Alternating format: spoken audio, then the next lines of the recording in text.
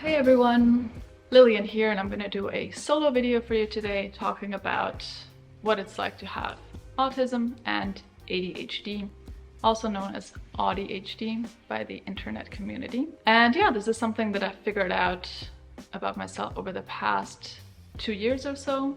I am officially diagnosed with ADHD now, don't have an official diagnosis for autism. I don't know if I'm ever gonna seek for a formal diagnosis for various reasons, so let's say self-diagnosed with autism, which is still valid though. So I want to just share a little bit about how I've realized this about myself, what it's like what are the different symptoms, so to speak, that I have. And why I want to do that is because there's a lot of non-stereotypical behaviors and symptoms that not a lot of people are aware of. And if you just look at the criteria, like this is the ADHD criteria and this is the autism criteria, you might not identify with that, because I never did. And it can be actually quite different in women. So that's why only now in my 30s I have come to realize this about myself.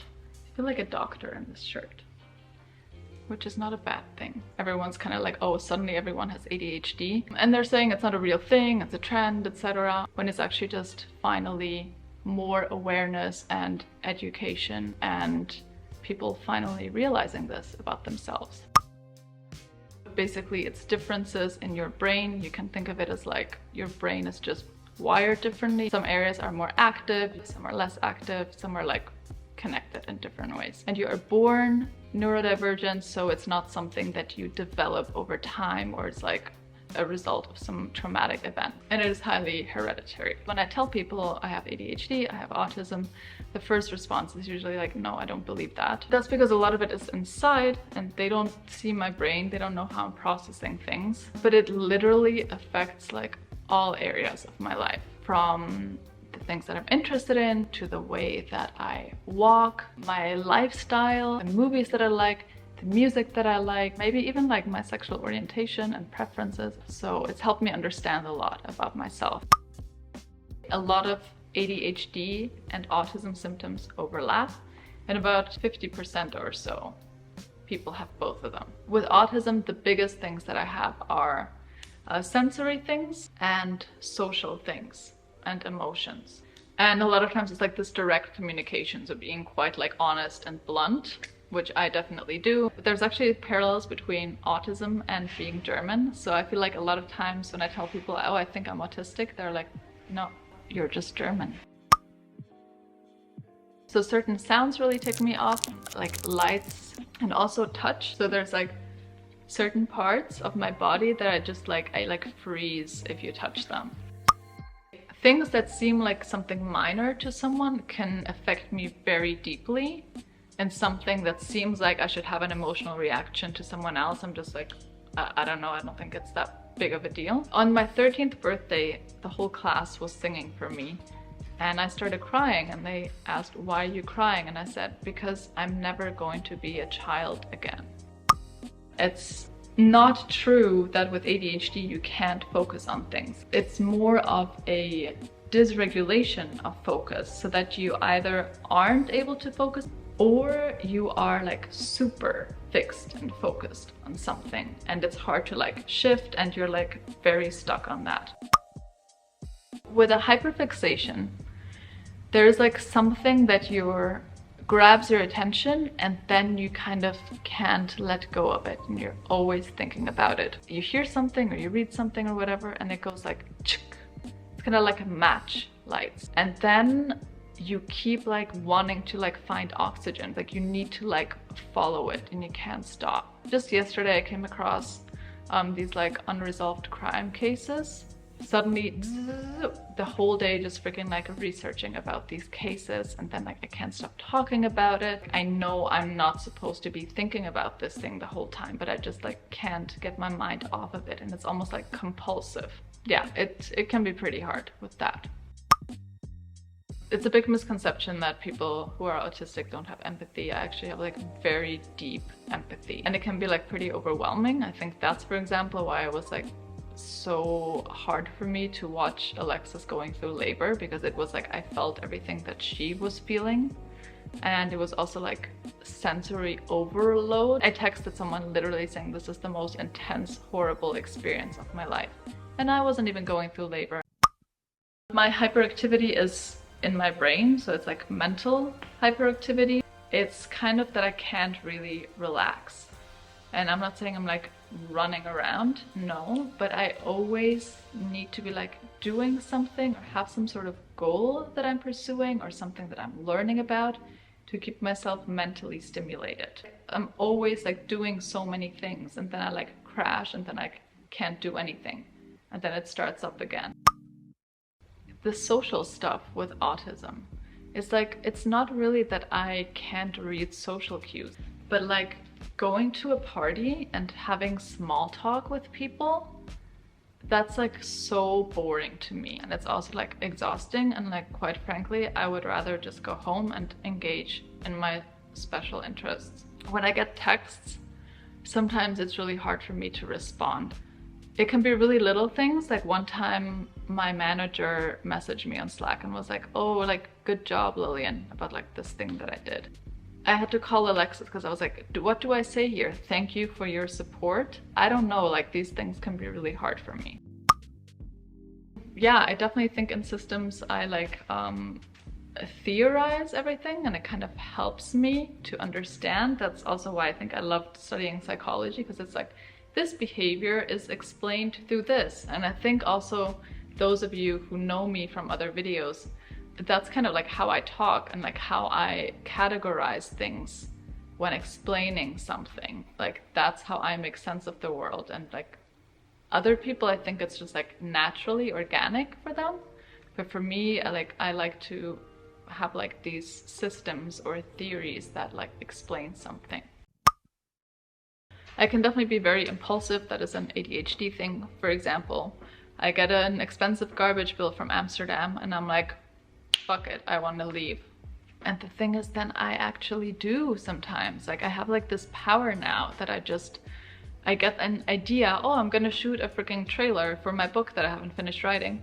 And then I like do it. It's crazy. So yeah, that can be a little dangerous, or just like someone said something that I didn't like at my job, I'm gonna quit my job. Did it. People are like, you're so crazy that you're always moving. Well, guess what? It's my freaking ADHD. I always need something new. People are like, aren't you afraid to move to this country where you don't know anyone? No, I find it exciting. It doesn't scare me. The way that it works with attention and ADHD, your thoughts are kind of being intercepted. And that's also why, for example, I'm like messy. Let's say I pick up pants and I want to bring them to the bathroom to put them into the washing machine. I'm walking there, but I'm not thinking about what I'm doing because I'm already thinking about, let's say like this scene in my book that I'm writing, or preparing this like speech that I'm never gonna give about like this topic that just interested me. Alexis knows now when I'm like mentally absent, because I'm just like walking through the house and I'm like thinking all these things. And who knows where I put the pants? I don't know, because I wasn't mentally present. I was like doing this imaginary like TED talk that no one's ever gonna hear.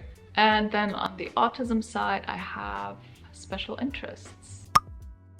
That is like, as the name says, a special interest. So something that you're super into, that you know everything about, that you spend a lot of time learning about or sort of engaging with. First one that I can think about is when I was a child, dogs. Super into dogs. I like had this book about dog breeds. I read everything about them. I know like the different characteristics, what type of care they need. That was like my thing. Then it was Sarah Michelle Gellar, funny enough, because she had the same dog as me. So I like, whoop, jumped over to her, and then I was freaking obsessed with her for years. And most recently, writing and my book was my special interest. And actually for people with autism, it's important that they have time to engage with their special interest to like balance yourself out. Something else that I have that is actually something separate but is often present in people with ADHD or autism is dyspraxia. So dyspraxia is also known as developmental coordination disorder. I didn't crawl. I started walking very late, and I've always been like not very good with like my body. So like my spatial awareness isn't very good. My like motor skills aren't very like fine-tuned. Also like my handwriting, speaking of motor skills, has always been really bad. So I was always a very slow runner. People say that I like run like weird. I go down the stairs weird. So I wasn't very good at gym class, for example. And looking back, I'm mad at that because when you have dyslexia, you get extra time in class. And I had dyspraxia. I clearly struggled with it. And I still had to do gym class, and I got like shitty grades and had to do these things that I like really wasn't good at because no one knew that I had this. Stimming is a repeated either movement that you do, just basically something to like regulate yourself. My most common one is like my leg, that I'm like often moving it. I'm always like picking things apart.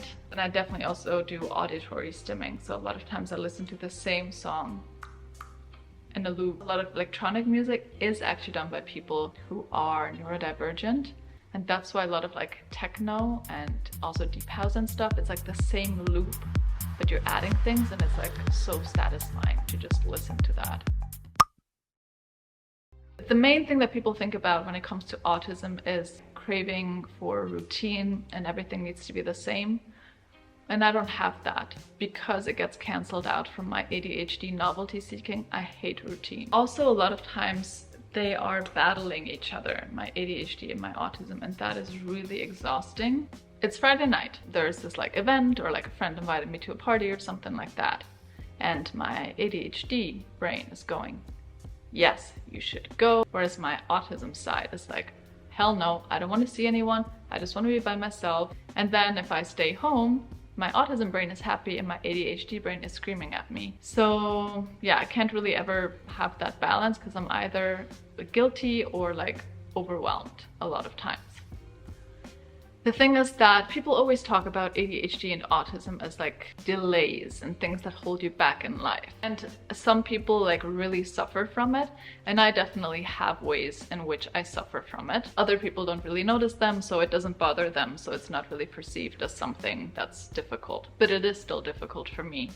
But I would say I'm still like very high functioning. I have obviously accomplished a lot of things in my life, and like I said, there are also aspects to this that you can use really to your advantage. Because of hyperfixation and special interest, you can get really good at something or really knowledgeable about it. For example, with writing my book, I mean, it's a crazy idea that I just got. I just walked into a bookstore and was like, oh, I can't find this kind of book, so I want to write it. When I hadn't written anything in like 13 years. It's like I'm so focused on it, I'm so into it that I'm gonna do anything it takes. I'm gonna learn everything about it. And I'm like very determined, you know? But the thing is, I know that it can switch. And that is the fear that it's gonna switch and then you're just gonna drop it. So I have all these projects and things that I was like really into and getting good at, and then it's just like, well, I've talked a lot. I don't know how long this video is. I hope this was interesting. Maybe you learned something, and I'm sure I forgot a million things, but gotta keep going and do something else now. Thank you. Cheers.